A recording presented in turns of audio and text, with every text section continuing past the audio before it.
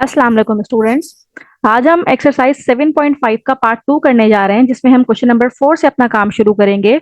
और question number 4 में ये है कि आपको ये बताना है कि जो ट्राइंगल हमें गिवन है, यानी कि ट्राइंगल ए बी सी, ये जो वैल्यूज हमें गिवन है, ट्राइंगल के जो वर्टिसेस हमें गिवन है, आपको ये बताना है कि ये ट्राइंगल कौन से टाइप का ट्राइंगल है। अब ट्राइंगल के थ्री टाइप्स होते हैं। ट्राइंगल के थ्री टाइप्स कौन कौन से होते हैं? One is called equilateral triangle, second one is called scalene triangle, and the third one is called isosceles triangle. तो स्टूडेंट यहाँ पे याद ये रखना है कि अगर हम ट्राइंगल के तीनों साइड्स फाइंड आउट कर लें और तीनों साइड की लेंथ इक्वल आ जाए, यानी कि ये वाली लेंथ भी हम फाइंड आउट कर लें, ये वाली लेंथ भी फाइंड आउट कर लें और ये लेंथ भी फाइंड आउट कर लें, और तीनों इक्वल आए, तो हम कहेंगे कि वो इक्विलेटरल ट्राइंगल है। लेकिन अगर तीनों ही डिफरेंट आ रही हो, मतलब ये साइड की लेंथ कुछ और है, इस साइड की लेंथ कुछ और है, इस साइड की लेंथ कुछ और है, तो हम कहेंगे वो स्केलियन ट्रायंगल है। और अगर किसी दो की सेम आ रही है और किसी तीसरे की चेंज आ रही है, मतलब टू साइड्स की लेंथ इक्वल आ रही है, तीसरे साइड की लेंथ इक्वल नहीं आ रही, तो हम कहेंगे कि वो आइसोसेलेस ट्रायंगल है। तो यहाँ पे करना क्या है कि हमें, हमारे पास A B C three sides given है, यानी कि वर्टिसेस गिवन है। ए है इसका -3 3, बी है इसका 2 6, और सी है इसका 3 0। हमने बेसिकली ये लेंथ फाइंड आउट करनी है, यानी कि ए से सी के दरमियान कितना डिस्टेंस है, बी सी के दरमियान कितना डिस्टेंस है, और ए बी के दरमियान कितना डिस्टेंस है। अगर हम ये तीनों के डिस्टेंस निकाल लें और फिर चेक करेंगे कि क्या वो तीनों इक्वल है या इनमें से दो इक्वल हैं या तीनों ही डिफरेंट है, तो करना क्या है, उसी तरह से जिस तरह हमने लास्ट वीडियो में डिस्टेंस फॉर्मूला सीखा था, यहाँ पे भी हम डिस्टेंस फॉर्मूला ही अप्लाई करेंगे। डिस्टेंस फॉर्मूला ये होता है कि आपके पास जो दो पॉइंट्स हैं, एक होगा x1 y1, एक होगा x2 y2, तो आप ये फॉर्मूला उस पर अप्लाई करें, तो इस तरह से उसका डिस्टेंस निकल आएगा, यानी कि उसकी ये साइड की लेंथ निकल आएगी। फर्स्ट हम निकालते हैं ए और सी के दरमियान। ए और सी के दरमियान हमने लेंथ फाइंड आउट करनी है, यानी कि डिस्टेंस फाइंड आउट करना है। तो ए और सी, यानी कि ए पहले लिखा हुआ है और ए के कोऑर्डिनेट्स हमारे पास क्या है, -3 3, यानी कि x1 हो गया हमारे पास -3 और y1 हो गया हमारे पास 3। और सी के लिए ये x2 y2 है, x2 हो गया हमारे हमारे पास 3 और y2 हो गया हमारे पास 0। तो अब x2 माइनस x1, यानी कि 3 minus -3, plus y2 minus y1, y2 is 0 and y1 is 3. Now 3 minus minus plus हो जाएगा, 3 + 3 is 6 का स्क्वायर, और यहाँ पे -3 का स्क्वायर, माइनस तो ओमिट हो जाएगा क्योंकि माइनस यहाँ पे इसके ऊपर स्क्वायर है, तो 3 का स्क्वायर ये हो जाएगा हमारे पास। तो 6 का स्क्वायर होता है 36, प्लस 3 का स्क्वायर होता है हमारे पास 9। तो ये हमारे पास क्या हो जाएगा, 36 + 9 45। तो AC की लेंथ हमारे पास आ गई है √45। इसको भी अपने पास रखते हैं हम, और बाकियों की भी फाइंड आउट करते हैं। AC की निकाल ली, यानी कि ये वाली लेंथ हमने निकाल ली, और ये आया है हमारे पास √45, राइट। अब इसके बाद हम काम करते हैं, ए और बी की लेंथ फाइंड आउट करते हैं, और ए और बी की लेंथ फाइंड आउट करने के लिए दोबारा से यही फॉर्मूला हम इंप्लीमेंट करेंगे, डिस्टेंस फॉर्मूला जो हमारे पास है x2 माइनस x1 का। लेकिन अब a की वैल्यू यहाँ पे x1 is -3, y1 is 3, but x2 is 2 जो b की कोऑर्डिनेट्स हैं, एंड y2 इज 6।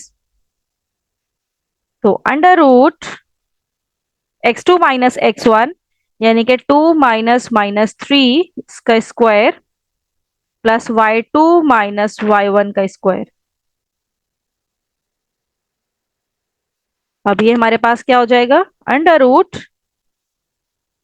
+ 3, 2 + 3 इज 5 का स्क्वायर, एंड 6 - 3 3 का स्क्वायर। तो ये हमारे पास हो जाएगा √5 का स्क्वायर 25 और 3 का स्क्वायर 9। 25 plus 9 is 34, √34। तो हमारे पास ए बी की लेंथ आ गई है, जो कि है √34। तो इसको भी अभी हम यहाँ पे रखते हैं और यहाँ पे लिख भी देते हैं कि ए बी की लेंथ है √34। अब रह गई ये बी सी की लेंथ, यानी कि ये बी टू सी, इसकी लेंथ क्या है ये फाइंड आउट करते हैं हम।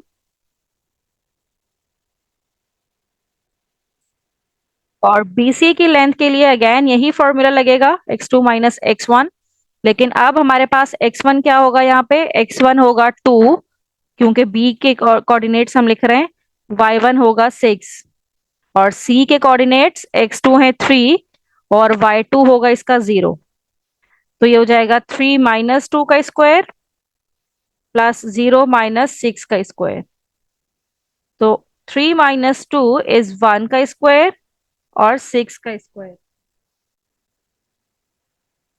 तो ये हमारे पास हो जाएगा 1 और 6 का स्क्वायर इज 36। तो बी सी की लेंथ हमारे पास क्या आ गई, √37 यूनिट्स। तो हमने तीनों लेंथ्स फाइंड आउट कर ली हैं। यहाँ पे हम तीसरी लेंथ भी मेंशन कर देते हैं। तीसरी लेंथ आई है √37। अब स्टूडेंट आप ये तीनों देख लें, ए सी की लेंथ देख लें, ए बी की देख लें और बी सी की देख लें। तीनों डिफरेंट साइड्स हैं, तीनों की लेंथ डिफरेंट है। जब तीनों की लेंथ डिफरेंट होगी तो हम ये लास्ट में रिजल्ट लिखेंगे कि A B is not equals to A C and A C is not equals to B C, then the triangle is called scalene triangle. When all sides are unequal, the triangle is called scalene triangle. अगर इनमें से किसी दो की भी length same हो जाती और तीसरे की सेम ना होती तो वो आइसोसेलेस ट्राइंगल कहलाता, और अगर तीनों की लेंथ सेम हो जाती तो वो इक्विलेटरल ट्राइंगल कहलाता। यहाँ पे हम लिखेंगे द गिवन ट्राइंगल इज,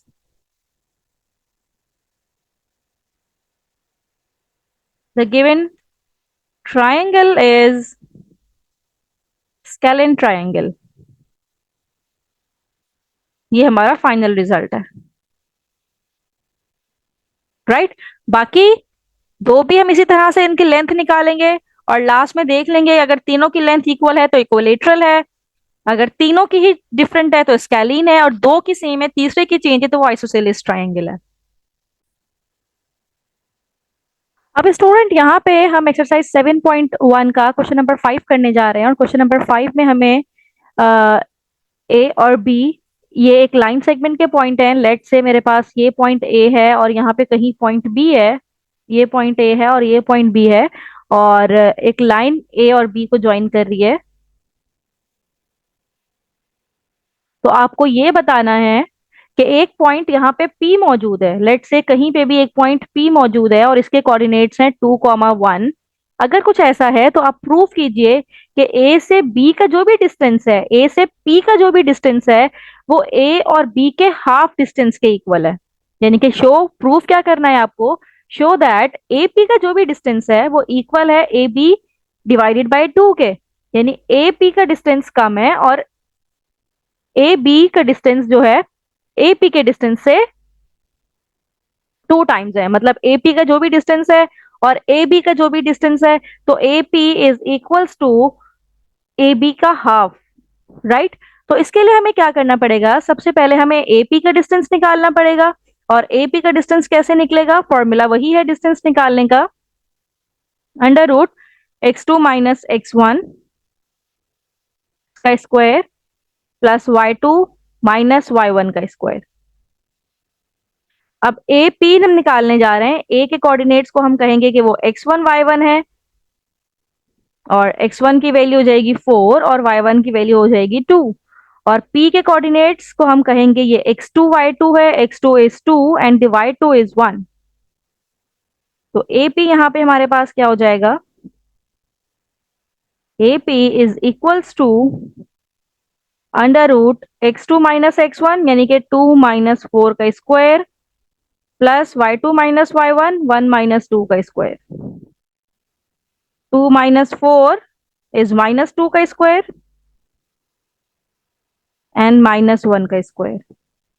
तो ये हमारे पास हो जाएगा 2 का स्क्वायर इज 4 एंड 1 का square is 1, that is under root 5। Right. तो एपी की हमारे पास लेंथ आ गई, AP is equals to under root 5।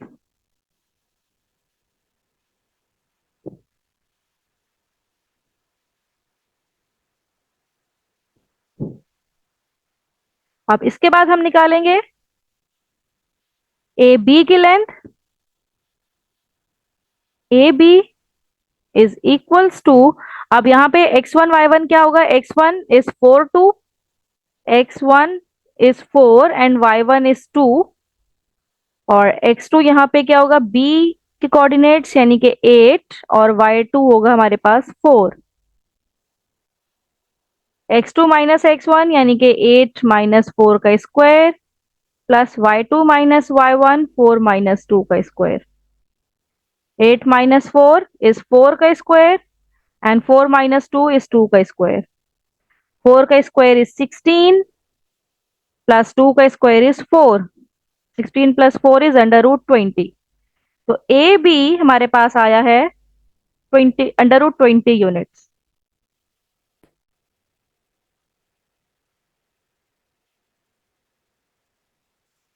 तो अब यहाँ पे हमें फाइनली ये बताना है कि ये प्रूफ करना है कि एपी की जो भी लेंथ है, या तो स्टूडेंट आप पॉइंट में इनके आंसर्स निकाल लें, अंडर रूट 20 का आंसर पॉइंट में निकाल लें, अंडर रूट 5 का आंसर पॉइंट में निकाल लें, तो आपको समझ में आ जाएगा कि अगर ए बी की लेंथ को हम 2 से डिवाइड करते हैं तो वो एपी ही बनता है।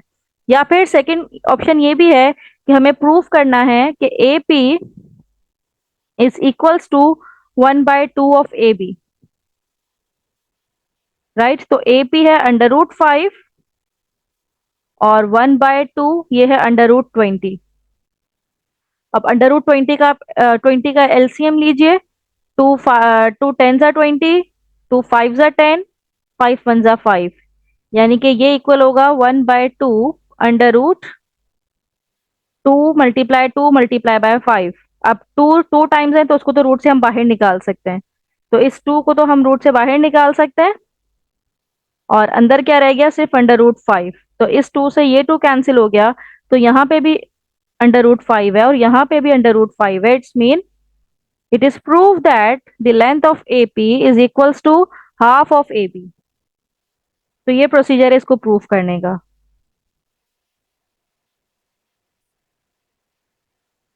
अब हम 7.1 का क्वेश्चन नंबर 6 करने जा रहे हैं और इसमें हमारे पास 2 पॉइंट्स गिवन होंगे।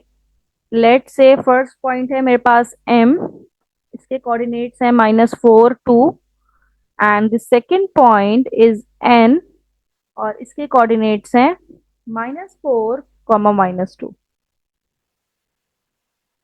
स्टूडेंट अब करना ये है कि लेट से हमारे पास ये कोई लाइन है, राइट। अब इस लाइन में ये हमारे पास कोई पॉइंट m है और ये कोई पॉइंट n है, तो हमें इसका मिड पॉइंट निकालना है, यानी कि सेंटर पॉइंट निकालना है। इसके कोऑर्डिनेट्स हमें निकालना है, इसका जो सेंट्रल पॉइंट होगा उसके कोऑर्डिनेट्स क्या होंगे। तो इसको सॉल्व करने के लिए हमारे पास एक फॉर्मूला मौजूद है to find out the centre of a line. Centre है तो इसलिए इसको सी से रिप्रेजेंट करते हैं। तो सेंटर का पॉइंट कैसे निकलता है, मतलब सेंटर पॉइंट में भी एक एक्स होगा और एक वाई होगा। तो एक्स निकालने के लिए मतलब इसमें भी एक एक्स है और एक वाई है। तो एक्स निकालने के लिए आप क्या करें, जो 2 पॉइंट्स आपको गिवन है, x1 plus x2 divided by 2 करें, और y के निकालने के लिए y1 plus y2 divided by 2 करें। अब यहाँ पे हमें m के पॉइंट्स जो हैं वो x1 y1 है और जो n के पॉइंट्स हैं ये x2 y2 है। अब ये सेंटर का जो फॉर्मूला है हमारे पास, इसमें ये पॉइंट्स पुट करते हैं। x1 is -4 plus x2 is also -4 divided by 2 and y1 is 2, y2 is -2 upon 2। minus 4 is minus 8 upon 2, and 2 minus 2 is 0. 2 1s are 2, 2 4s are 8, minus 4 0, यानी कि जो सेंटर पॉइंट के कोऑर्डिनेट्स मेरे आए हैं ये है -4 0।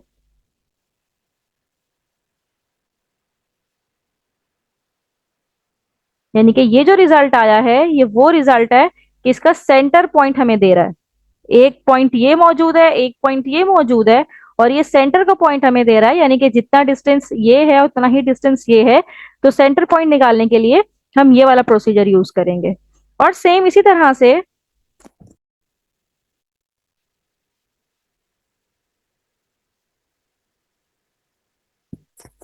इसका अगला पार्ट भी देख लेते हैं। और अगले पार्ट में हमारे पास दो पॉइंट्स गिवन है। एक पॉइंट है P and the coordinates of P are -1, -4 and Q 5 -4। Right, अब इसके भी मुझे सेंटर पॉइंट निकालना है। तो सेंटर पॉइंट निकालने के लिए हम क्या करेंगे, यही फॉर्मूला यूज करेंगे जो यहाँ पे यूज किया था।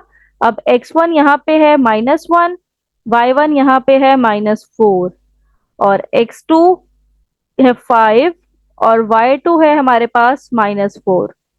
राइट, अब ये फॉर्मूला यहाँ पे रीराइट कीजिए और सेंटर पॉइंट आपके पास आ जाएगा। x1 plus x2, x1 plus x2 divided by 2, y1 plus y2 divided by 2। तो 5 minus 1 is 4 upon 2, and -4 minus 4 is -8 upon 2। 2 1s are 2, 2 2s are 4, and 2 1s are 2, 2 4s are 8। तो ये हमारे पास point सी आ गया जो कि central point है। जो हमें दो पॉइंट्स गिवन थे उसका सेंट्रल पॉइंट इस तरह से हमने फाइंड आउट कर लिया है। सेंट्रल फॉर्मूला बस याद रखना है, जो दो पॉइंट्स हैं आपको गिवन है उनको प्लस करके 2 से डिवाइड करना है, और वाई में भी ऐसे ही करना है कि उनको प्लस करके हमने 2 से डिवाइड करना है।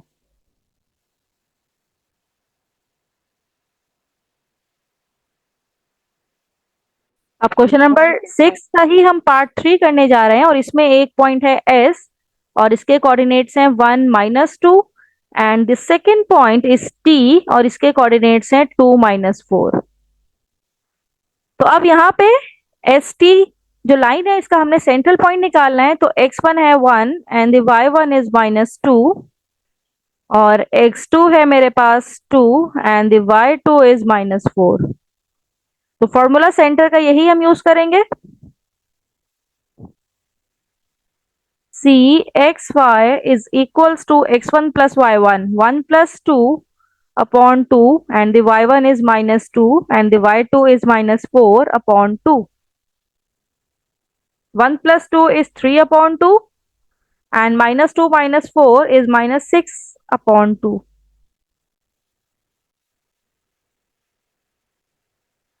3 upon 2 and -3।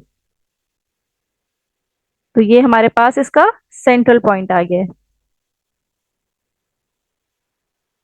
राइट, अब इसी का नेक्स्ट पार्ट हम कर रहे हैं। पार्ट 4 हमारे पास है और इसमें भी हमने सेंट्रल पॉइंट ही निकालना है, और पॉइंट एक x का गिवन है और सेकंड पॉइंट हमें y का गिवन है जो कि है -2 -7।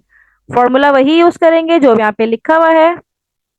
ये C X Y equals to x1 plus x2 upon 2। तो यहाँ पे x1 है हमारे पास 6 एंड y1 इज 2। यहाँ से x1 y1 निकालेंगे और सेकेंड पॉइंट से x2 और y2 की वैल्यू निकल आएगी।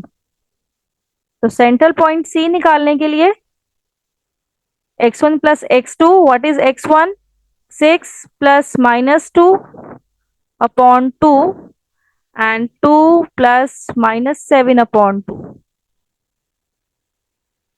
6 minus 2 is 4 upon 2 and -5 upon 2। 2 1s are 2, 2 2s are 4। तो फाइनल आंसर यानी कि सेंट्रल मिड पॉइंट हमारे पास क्या हो जाएगा? 2, -5 upon 2। This is the mid point of the given points. तो इस तरह से हमने मिड पॉइंट भी यहाँ पे सीख लिया कि अगर दो पॉइंट्स गिवन हो तो उनका मिड पॉइंट हमने कैसे निकालना है। This is a procedure to find out the mid point of the given line. Student, इस वीडियो को हम यहीं तक रखते हैं। इसके आगे के क्वेश्चंस देखने के लिए मेरी नेक्स्ट वीडियो जरूर देखिएगा। Thank you so much.